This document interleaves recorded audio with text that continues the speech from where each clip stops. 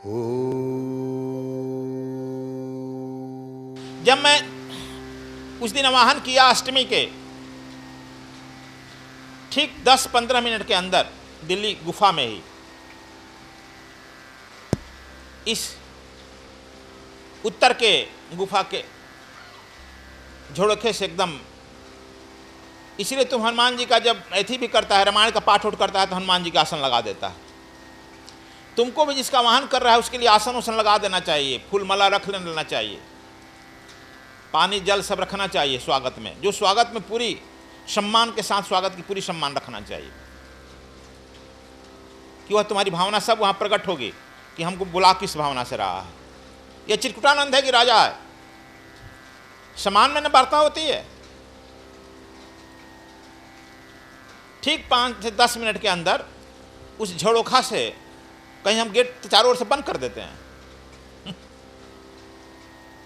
वो रोशनी आई है। ठीक जो चटाई रखा गया है ना, कुछ आसन रखे थे, कुछ आसन के ऊपर कंबल बिछा था, कंबल के ऊपर रेशम का वस्त्र बिछाया गया था, पानी माला चंदन सब धूप वो पे सब रखा, जल रहा था। ठीक उसी पर वो प्रकाश आकर केंद्रित हुआ और उस प्रकाश से ओम की ध्वनि निःसरित हुई और बिल्कुल नारद जी प्रकट हो गए। बोलो भगवान नारद की। और उनके मुंह से नारायण निकल रहा था। अभी भी देखो नारद जी सुनने लगे बात कि अच्छा गुरु जी हमारे बात कर रहे हैं। नारायण शरीर से ओम निकल रही है, फिर कहेगा कि गुरु जी दुविधा क्यों हो रहा है। अभी नासा के वैज्ञानिक एक सत्य रहस्य को जान गए हैं। सूर्य जो घूम रहा है, सूर्य से ओम की ध्वनि निकल रही है और ओम की ध्वनि को नासा के वैज्ञानिकों ने पकड़ लिया है। लेकिन कहता है कि यदि ओम को ध्वनि को हम प्रकट कर देंगे विश्व में तो फिर क्रिश्चियनिटी का क्या होगा, इस्लाम का क्या होगा, फिर तो हिंदुओं का सब हो जाएगा।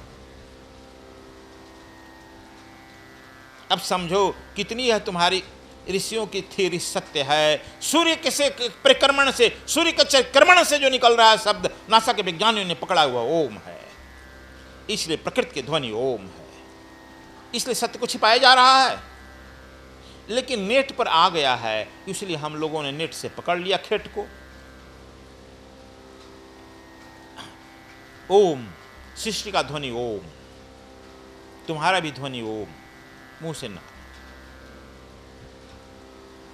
दौड़, मैंने उठा, दौड़ करके माला पहनाया, बर्तन रखे थे पैर धोए, पकड़ लिए हाथ। नारद जी नहीं नहीं नहीं प्रभु ऐसा मत करिए, मैं जानता हूं आप पूर्व जन्म के कौन हैं, हमारे पूज्य आराध्य के भी आप गुरु रहे हैं ना, इसलिए मैं यह काम नहीं होने रहेगा। अब रखिए, आज अष्टमी है,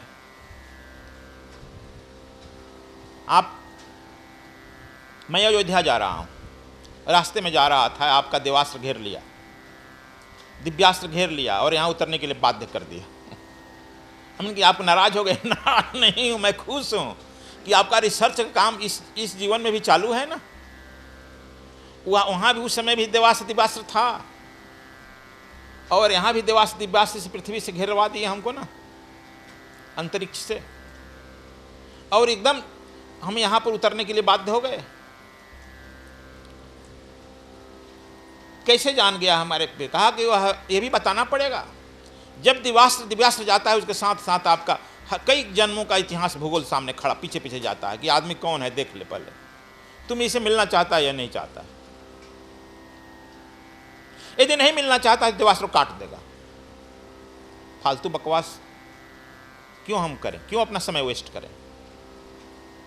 इसलिए प्रकृति यह चेतना के साथ लगाती है कि उसके पूरे भूगोल को भेजती है, समझ गया, तो पूरे इतिहास को भेजती है तुम। इसीलिए हम कहते हैं कि तुम सदैव अपने को पायस रखो, तन से, मन से, वचन से पवित्र रखो। यदि कहीं कोई गलती से भूल चूक हो भी गई, सबसे होता है, मानव शरीर से तो होता ही है, यह नहीं होगा तो कब होगा। उसको जो गुरु का दिवास दिया गया है उसको जो है धोकर गंगा में बहा दो, पुनः जो है परम पवित्र हो जाओ। इसलिए आत्मा तो परम पवित्र ही है। आत्मा परम पवित्र ही है। जो ही भान होगा तू परम पवित्र हो जाएगा। और गुरु के सानिध्य में जब से आया है और गुरु को समर्पित कर देता है, तब पुनः तुम्हारा सारा पाप जो है ध्वस्त हो जाता है, तुम पुनः पूरा पवित्र हो जाते हो। हमारे यहाँ बहुत इसको नहीं रखा गया है कि तुम मुझसे पवित्र नहीं होगा। भगवान राम भी कहे हैं, जो मेरे सन्मुख आता है, करोड़ों ब्राह्मणों की भी हत्या, ब्रह्म हत्या का दोष रहता है, मेरे सन्मुख आते ही वह दोष से मुक्त हो जाता है। यह बहुत हमारे हिंदू धर्म में फ्लेक्सिबिलिटी रखी गई, तुमको मुक्त होने का उपाय बताया गया। देखो नारद जी को सब अपने आप कहा, सब आपके साथ देवास चला गया। देखिए कल नवमी है और नवमी में सारे देवी देवता देखो अयोध्या में रहेंगे, महाराज रावण भी रहेंगे, विभीषण भी रहेंगे, हनुमान जी भी रहेंगे, मैं भी रहूँगा। यदि आप चाहें तो चल सकते हैं, लेकिन आप तो जाएंगे नहीं। आपका सिद्धांत यह है, ठीक है, कि पुरोहित को, कुल गुरु को बार बार घर में बुलाया जा सकता है, सदगुरु को नहीं बुलाया जा सकता है। इस परंपरा से आप जाएंगे भी नहीं। आपका मैसेज हम देंगे, और विजयदशमी परसों पड़ती है। विजयदशमी को दिन में हम लोग उत्सव करेंगे राम राज्याभिषेक का, और हम सब लोग, हम मतलब कि मैं व्यक्तिगत रूप से अब आपके साथ चलूंगा लंका। लंकापति रावण और विभीषण जाएंगे, और हम यहाँ से होकर अब चलेंगे आपके साथ। उन लोगों को सूचना दे दिया जाए, दे दो। आप विजयदशमी को 10 बजे मेरा इंतजार करिए। हमने कि नारद जी घड़ी उड़ी रखा है, कैसे मालूम होगा तुमको? हम तो घड़ी लेकर चलते हैं। देखो जैसे जैसे तुम साधना में अग्रगति करता है, उसके साथ अपने आप एडजस्ट करते जाता है। कहीं सुना है ऋषि लोग फोन और घड़ी लेकर चलते हैं? ऊपर आकाश में देखते हैं, अंदर देख लेते हैं इतना बज गया, अंदर की घड़ी से मिला लेते हैं। इसीलिए हम जहां जाते हैं गुफा बनाते हैं। तुम लोग यहां नहीं बनाया है? बनारस बना है ना, गुरु जी के आश्रम में भी बना है। तो गुफा इसलिए रहता है कि उसमें व्यवधान नहीं आता है। ठीक विजयदशमी को हम अपने समय से 8 बजे चले गए, 2 घंटा बैठे ध्यान पर। 10 बजे हमारे घड़ी की तरफ ध्यान गया, कहे गए भाई नारद जीवा को तो घड़ी उड़ी है नहीं, अब क्या करे, तो लेट में आ जाए। जिसके लिए तुम वेट करता है, इंतजार करता है, बड़ा खड़ता है। फिर 10 बजते बजते हम देवास्त्र छोड़े, तब तक से नारायण की आवाज़ आई, और फिर गुफा से उस आसन पर वह आदमी प्रकट हो गया। कहा कि घड़ी की जरूरत नहीं है मुझे स्वामी जी, मुझे याद है 10 बजे। देखिए आप 10 बजने में आपका घड़ी 5 मिनट फास्ट चल रही है। मैंने कहा अच्छा, हम ठीक 10 बजे आ गए हैं। और आपके संबंध में मैं महाराज रावण से बता चुका हूँ, विभीषण जी से बता चुका हूँ। बहुत खुश हैं लोग, अवलालित हैं कि आज मेरा धन्य भाग होगा कि मेरे यहाँ लंका में पहुँचेंगे। भारत के प्रथम ऋषि, सन्यासी, साधु कोई महाराज रावण से भी मिलना चाहता है। अभी तक तो मैं आज दशमी को मैं चारों तरफ जलते हुए अपने को देखता हूँ। ये दशमी को चारों ओर भारत में अपने को जलते हुए देखता हूँ। और जब मैं जलते हुए देखता हूँ तो मैं जहाँ जहाँ जलाया जाता हूँ वहाँ मैं पहुँच कर देखता हूँ, मैं खिन्न हो जाता हूँ, विक्षिप्त हो जाता हूँ। और विक्षिप्त होने के बाद मुझे यही प्रेरणा मिलती है कि अपने पापों का प्रायश्चित करना ही ठीक है। इसलिए फिर तपस्या में चला जाता।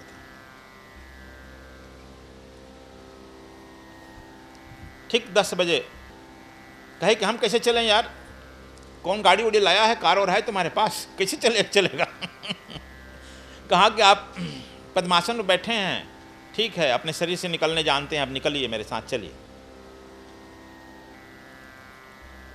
तुम लोगों को भी जो हम स्वर साधना कराए होंगे, तो स्वर शरीर से निकलने की विधि कुछ बताए होंगे, भले बताते हैं थर्ड क्लास वाला। इसीलिए कि तुम लोग जब उसके क्यूरियोसिटी होगी आगे जाने के लिए, तब ना फर्स्ट क्लास सेकंड क्लास बताएंगे, तब ना आगे बताएंगे। लेकिन हम एक झलक बता देते हैं कि देखो शरीर से ऐसे निकला जा सकता, उसकी प्रामाणिकता करने के लिए तुम निकल सकता है। और तुम यदि उपाय करो तो चल सकते हो। निकला, जैसे ही तुम शरीर से बाहर निकलते हो तुमका मनस वेग हो जाता है, आत्मा की गति मनस वेग हो जाता है। नारद जी तो हरदम आत्मस्वरूप में रहते ही हैं। नारद जी परम वैष्णव हैं, इसलिए उनके लिए चारों तरफ हर दरवाजा खुला रहता है। वे आत्मस्वरूप में सदैव रहते हैं। 4 शरीर हैं, मनोमय शरीर,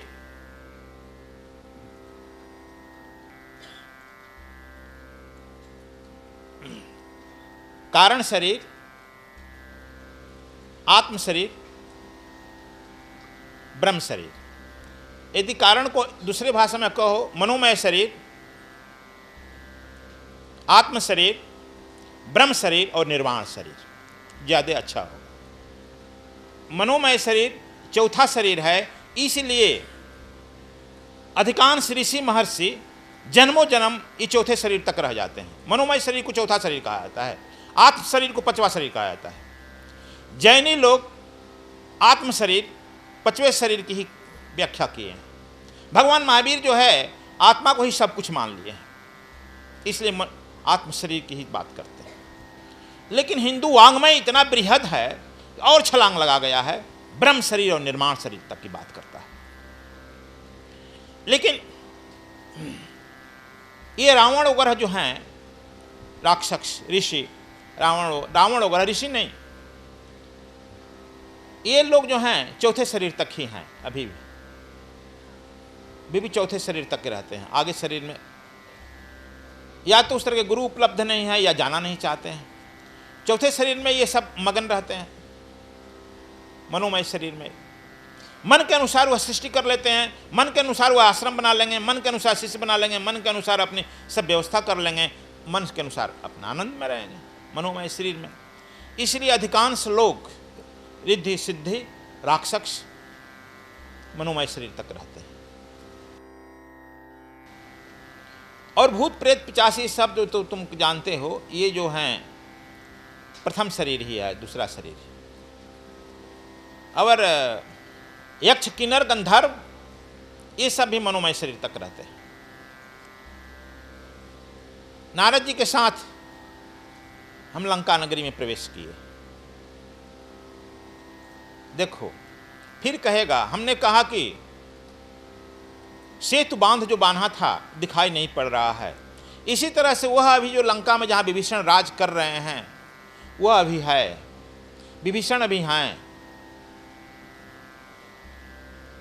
तुम यदि इस लंका में मेरे साथ चलेगा, इस लंका में भी जाना है जो अभी लंका दिखाई पड़ती है, तो उस लंका से उस लंका में भी तुमको, इस लंका में चलने का पैसा लगेगा लेकिन उस लंका में बिना पैसा घुमा देंगे, बात रही। लेकिन तुम लोग जाएगा नहीं।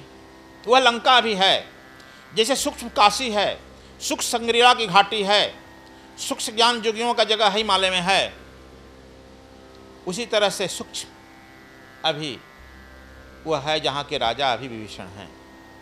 वहाँ पहुँचा, पहले बता दिए थे, इसलिए विभीषण जी दौड़ करके उठ करके आए।